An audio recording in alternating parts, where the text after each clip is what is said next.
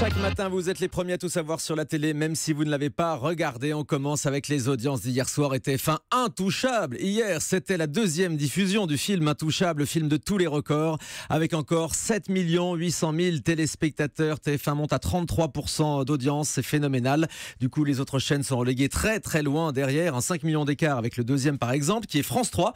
La série Inspecteur Barnaby n'a rassemblé que 2 800 000 téléspectateurs, 11,1%. Un score correct pour Zone Interdite, mais sous la barre des 10% d'audience, 2 400 000 sur M6 à la Foire de Paris.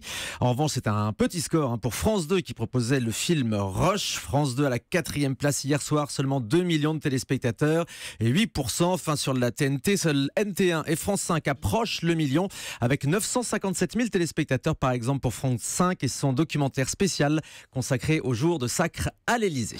Avant de passer aux audiences du week-end, je vais aussi vous donner les audiences de la passation de pouvoir entre François Hollande et Emmanuel Macron hier. TF1, France 2, les chaînes d'infos proposaient des éditions spéciales.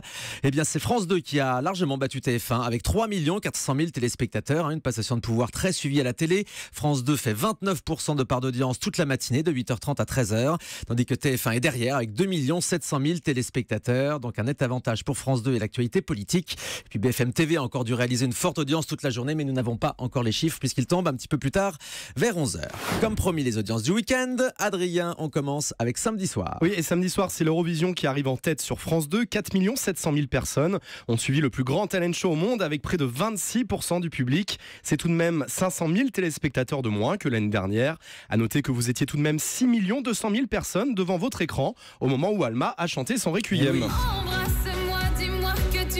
C'est le pic d'audience de la soirée, le passage d'Alma. Le pic d'audience, The Voice doit naturellement se contenter de la deuxième place pour son dernier épisode des épreuves ultimes avant l'arrivée des directs de samedi prochain. 4 260 000 personnes et 20,4% du public. C'est une perte de plus d'1 million de téléspectateurs par rapport à la dernière émission qui se sont naturellement retournés cette fois-ci sur l'Eurovision. Il s'agit là pour The Voice du pire score historique pour l'émission, toutes saisons confondues.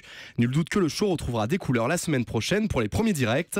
Enfin en numéro 3, samedi soir, France 3 avec Meurtre à Aix-en-Provence qui a captivé 4 100 000 Français et 18,2% du public. Voilà l'Eurovision devant The Voice donc samedi soir. Et puis vendredi, Koh-Lanta était largement leader à 5 800 000. Vous savez tout. À tout à l'heure, 9h30 pour la mise à jour de l'actualité média. Je suis très content de vous retrouver. Et moi donc. Vous nous avez manqué à Kiev vendredi. J'espère que vous avez passé un bon week-end. On va se retrouver pour le zapping juste après ça. Tout de suite sur Europe.